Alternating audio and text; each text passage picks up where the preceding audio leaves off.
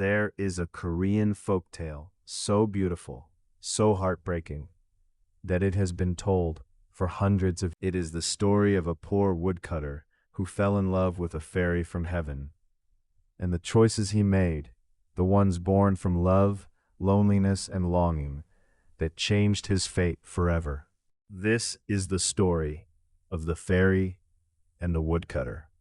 Long ago, deep in the mountains of Korea, there lived a young woodcutter. He was poor. He owned nothing but a small thatched hut and a worn axe. But he had something that money could not buy, a gentle heart. He lived with his aging mother, and every day he climbed the mountain to chop wood, which he carried down to the village market to sell. He shared what little he had with neighbors who had even less. He left scraps of food for the animals of the forest. The birds knew his voice. The rabbits did not run from his footsteps. He was a man the mountain trusted. One autumn morning, as the woodcutter climbed the trail, he heard a desperate sound. Hooves crashing through the underbrush. A deer burst out of the trees, trembling with fear, its eyes wild. Behind it came the distant shouts of a hunter and the barking of dogs. The deer stumbled and fell at the woodcutter's feet, too exhausted to run any further. Without hesitation, the woodcutter lifted the deer and hid it beneath a thick pile of freshly cut branches. Moments later, the hunter arrived, breathless, asking if he had seen a deer pass this way. The woodcutter pointed down the opposite trail. When the danger had passed, the woodcutter uncovered the deer. And then something extraordinary happened. The deer spoke. "Thank you," it said.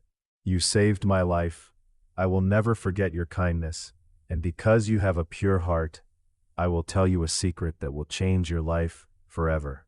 The deer told the woodcutter about a hidden waterfall deep in the mountains where no human had ever gone. On the night of every full moon, fairies descended from heaven to bathe in its waters. They would remove their feathered robes, the magical garments that allowed them to fly between heaven and earth, and leave them on the rocks beside the pool. "If you hide one fairy's robe," the deer said, "she will not be able to return to heaven. She will have no choice but to stay on earth. And if she stays, she may become your wife." But the deer raised its head and spoke a warning. "Listen carefully. You must not return her robe until you have 4 children together. If she has 3 or fewer, she can carry them all in her arms and fly back to heaven." On the night of the next full moon, the woodcutter crept through the dark forest to the hidden waterfall.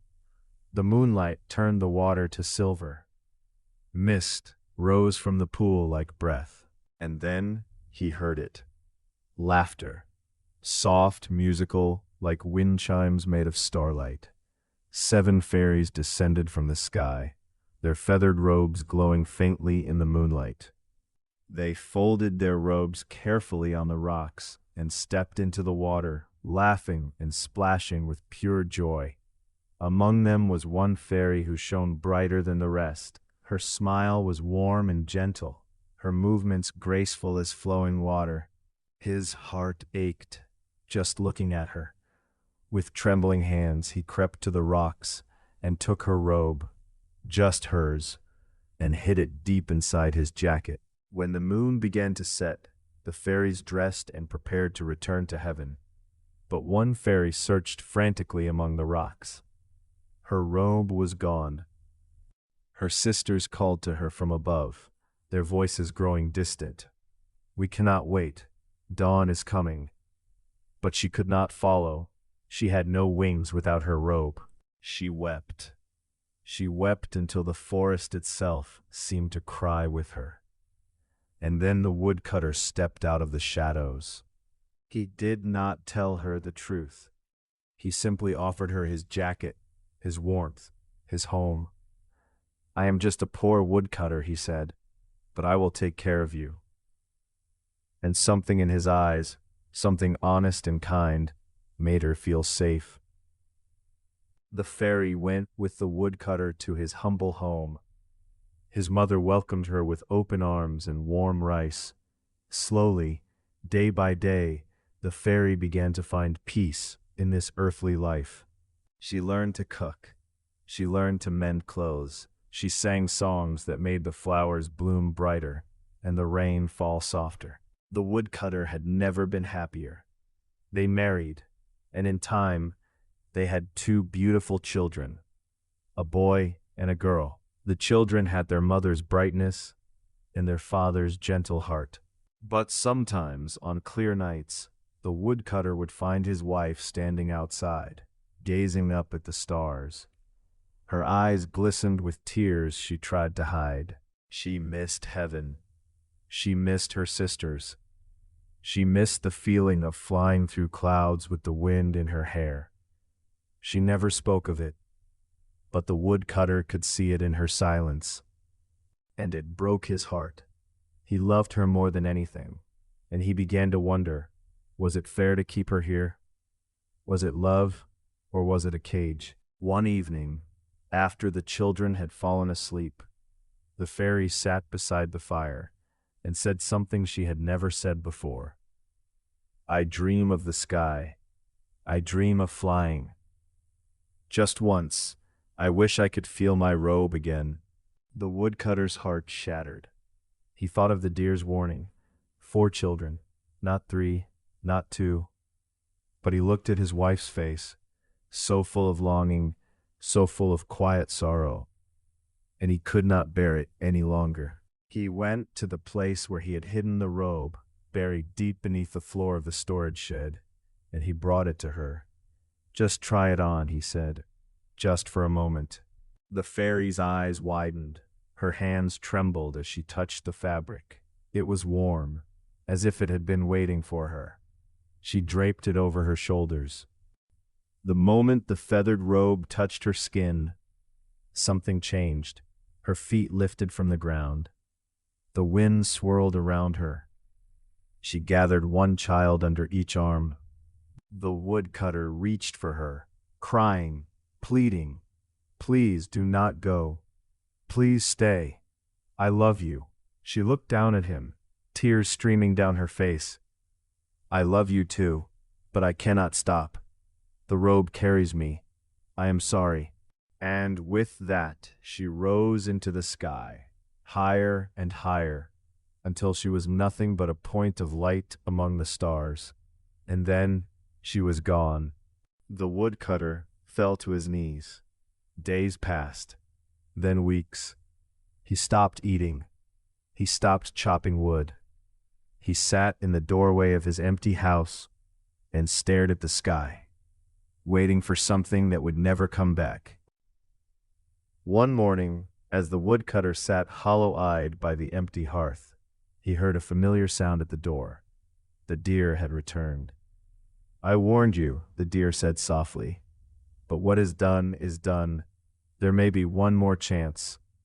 The deer told him of a magical well hidden deep in the mountains. On the next full moon, a golden bucket would descend from heaven into this well to draw water. If the woodcutter climbed into the bucket, it would carry him up to the heavenly realm. When the full moon finally came, he kissed his sleeping mother goodbye and made his way deep into the mountains to find the well.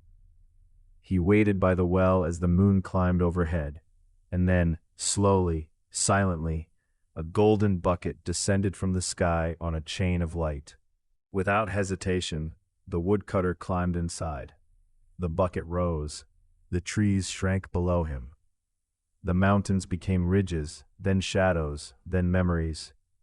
The clouds opened, and golden light flooded his eyes. Heaven was more beautiful than anything the woodcutter had ever imagined.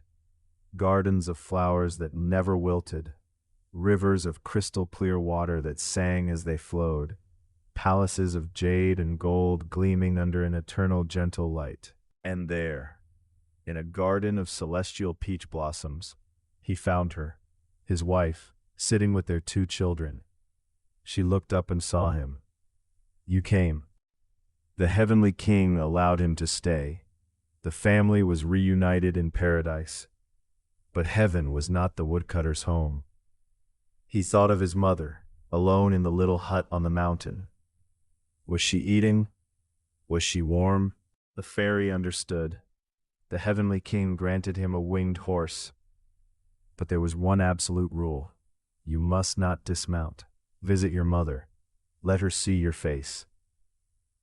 But do not get off. If your feet touch the earth, the horse will return without you. The woodcutter mounted the heavenly horse and descended through the clouds. He landed in front of his mother's hut. His mother ran out, hardly believing her eyes. My son, my son. He held her hands tightly from atop the horse, telling her everything.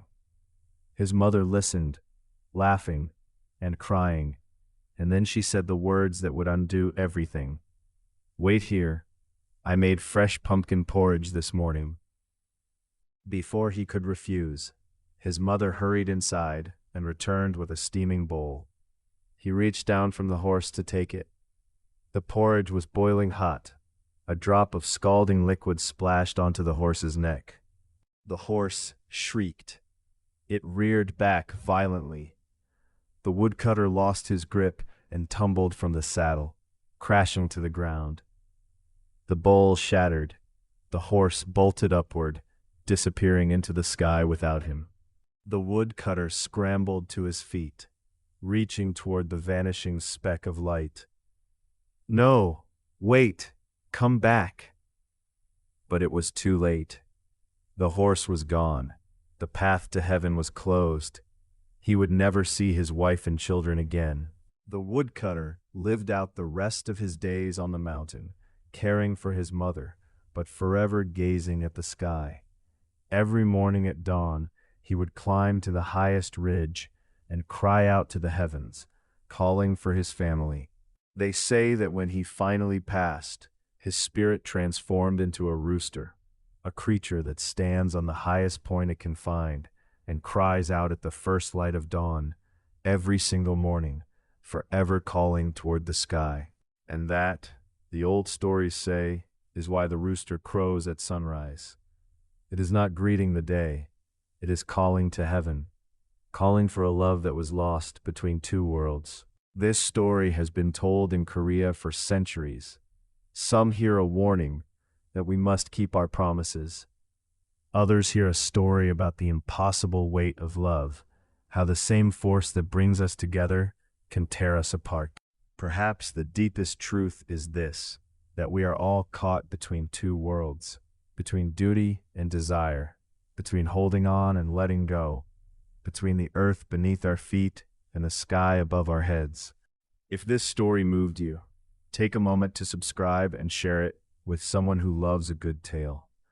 Every morning when you hear a rooster crow, remember the woodcutter, still calling to the sky, still hoping, still loving, across the distance between earth and heaven.